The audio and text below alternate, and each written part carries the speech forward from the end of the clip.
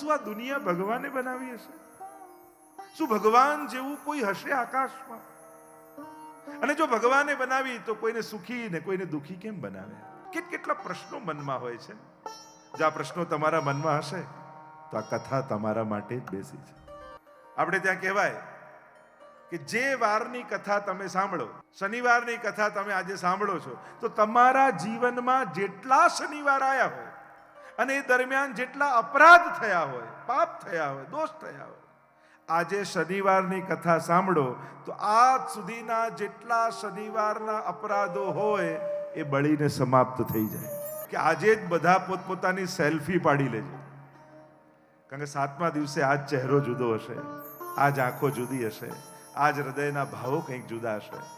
તમે જ અનુભવ કરશો કે આ પોથીમાં બિરાજતા ભગવાન પોથીમાંથી નીકળી કર્ણના માધ્યમથી મારા હૃદયમાં આવીને બિરાજી ગયા. કારણ કે શ્રીમદ ભાગવત એ સાધારણ કોઈ ગ્રંથ નથી, એ સાક્ષાત નાથ દ્વારામાં બિરાજતા શ્રીનાથજીનું જ વાંગમય રૂપ છે.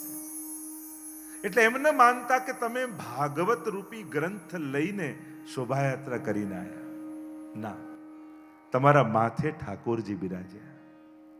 અને જેમ વસુદેવજીના માથે ઠાકોરજી પધાર્યા તો કેવી બેડીઓ ખુલી ગઈ, બધેથી રસ્તા મળી ગયા અને કારાગૃહમાં બંધાયેલા વસુદેવજી નંદગ્રહ સુધી પહોંચી ગયા. એમ આપણે બધા જ કાળના કારાગૃહમાં બંધાયેલા છે. કાળ, કર્મ અને સ્વભાવ આ ત્રણેય બંધન તો દરેક જીવને છે.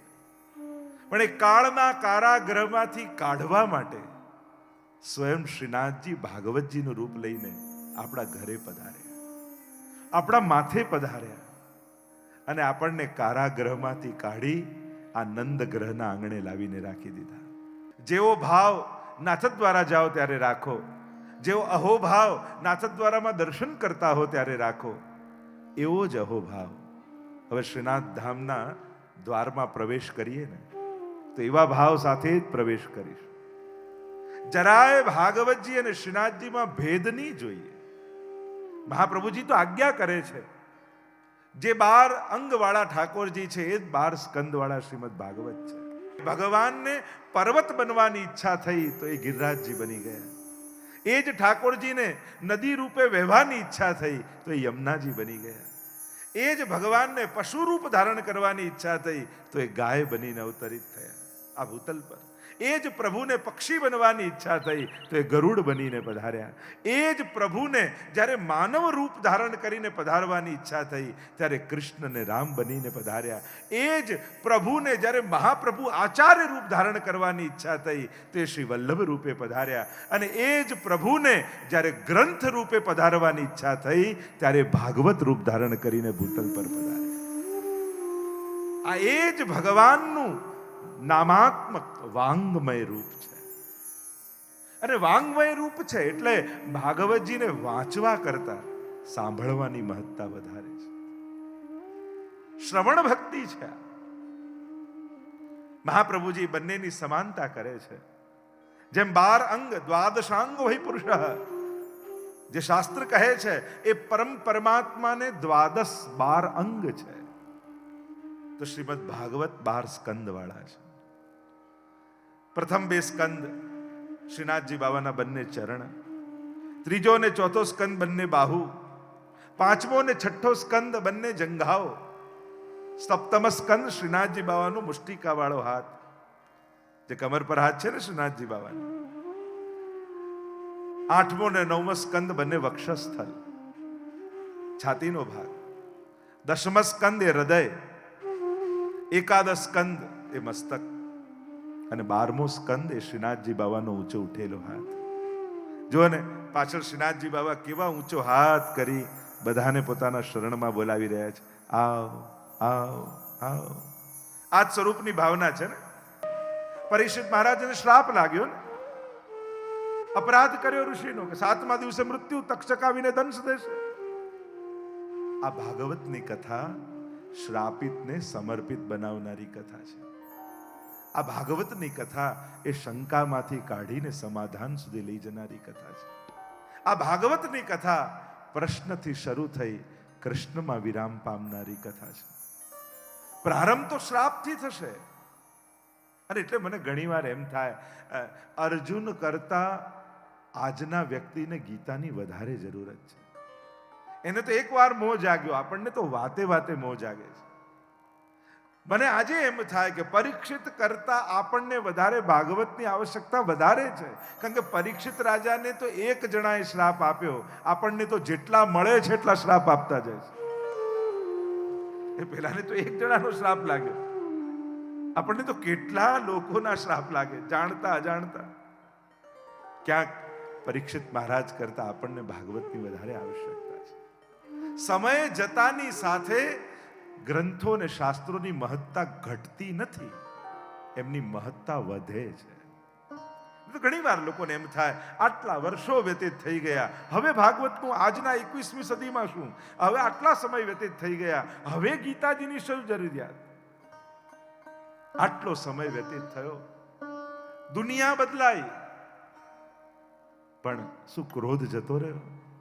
લોભ જતો રહ્યો? ઈર્ષા જતી રહી? દ્વેષ જતો રહ્યો? પહેલા કરતા વધ્યું હોય એવું નથી લાગતું? જો આપણને એમ લાગે કે જેટલી સ્કૂલો વધશે એટલું સુખ વધશે, જેટલી હોસ્પિટલો વધે એટલું સમાજમાં સુખ વધશે, જેટલી બેંકો વધે એટલું વધશે. 100 વર્ષ પહેલા આજે જેટલી સ્કૂલો છે એટલી નહોતી. 100 વર્ષ પહેલા આજે જેટલી બેંકો છે એટલી નહોતી. 100 વર્ષ પહેલા આજે જેટલી કોર્ટ છે એટલી નહોતી. 100 વર્ષ પહેલા આજે જેટલી હોસ્પિટલો છે એટલી નહોતી. પણ આપણા દાદાના ચહેરા પર જે શાંતિ અને સંતોષ દેખાતો, એ આજે આપણા ચહેરા પર છે. ક્યાંક એવું નથી લાગતું કે આજના વ્યક્તિને આ શાસ્ત્રોની વધારે આવશ્યકતા છે? ક્યાંક પ્રગતિ સાધવામાં સદગતિ આપણે બધા ચૂકી ગયા હોઈએ. કેટલા પ્રશ્નો મનમાં હોય છે. શું આ દુનિયા ભગવાને બનાવી હશે? શું ભગવાન જેવું કોઈ હશે આકાશમાં? અને જો ભગવાને બનાવી તો કોઈને સુખી ને કોઈને દુખી કેમ બનાવે? આવો ભેદભાવ કેમ કરે? જો ભગવાને જ બનાવી તો આવો ભેદભાવ કેમ? આમ જુદાપણું કેમ? આ અમારો શ્રીનાથજી બાબા એ પ્રત્યેક જીવને ઊંચો હાથ કરીને પોતાના શરણમાં બોલાવે છે. આવ આવ આવ. અને જીવ શરણમાં આવે ને ત્યારે જીવના હૃદયને પોતાની મુઠ્ઠીમાં બંધ કરી લે અને મુઠ્ઠીને કમર પર રાખી અંગૂઠો બહાર કાઢે. એટલે કે માયાને અંગૂઠો બતાવે છે કે આ જીવ મારો થઈ ગયો, હવે તારા કામનો રહ્યો નથી. આ ભાવ શ્રીનાથજીના સ્વરૂપનો છે ને. ઉક્ષિપ્ત હસ્તા પુરુષો ભક્તા. ઊંચો હાથ કરીને શ્રીજી બોલાવે છે. તો આ સાક્ષાત શ્રીનાથજી બાબા શબ્દનું રૂપ ધારણ કરી તમારા કર્ણના માધ્યમથી તમારા હૃદયમાં પ્રવેશ. એટલે હું તો કથા શરૂ થતી હોય ને ત્યારે પહેલા જ દિવસે કહી દઉં કે આજે જ બધા પોતપોતાની સેલ્ફી પાડી લેજો. કારણ કે 7મા દિવસે આજ ચહેરો જુદો હશે, આજ આંખો જુદી હશે, આજ હૃદયના ભાવો કંઈક જુદા હશે. તમે જ અનુભવ કરશો કે આ પોથીમાં બિરાજતા ભગવાન પોથીમાંથી નીકળી કર્ણના માધ્યમથી મારા હૃદયમાં આવીને બિરાજી ગયા છે. આ જ યાત્રા છે 7 દિવસની. પ્રભુ આજે નીકળ્યા તમારા સુધી આવવા માટે અને શબ્દનું રૂપ ધારણ કરી. જો ભગવાનના અનેક અવતારો છે, અનેક અવતાર. જેવા અસુર એવો અવતાર. હિરણ્યકશિપુને મારવો છે તો ભગવાન નરસિંહ બની ગયા. હિરણ્યાક્ષને મારવો છે તો ભગવાન વરાહ બની જાય છે. બલિ પર કૃપા કરવી છે તો વામનમાંથી વિરાટ બની જાય છે. જેવા અસુર એવા અવતાર. તો કે ભગવાનને વાંગમય અવતાર કેમ લેવો પડ્યો? આટલા અવતારો તો છે. તો કે અહીંયા અસુર શબ્દમય છે. કોણ અસુર છે? તો કે પરીક્ષિતને લાગેલો શ્રાપ એ શબ્દમય છે. 7મા દિવસે મૃત્યુ અને એ શબ્દ શ્રાપ રૂપ અસુરને મારવા માટે ભગવાન ભાગવત રૂપી વાંગમય અવતાર ધારણ કરે. કારણ કે અસુર વાંગમય છે તો અવતાર પણ વાંગમય. આવી દિવ્ય કથા ને ગાથા છે વૈષ્ણવો. શાસ્ત્ર એમ કહે છે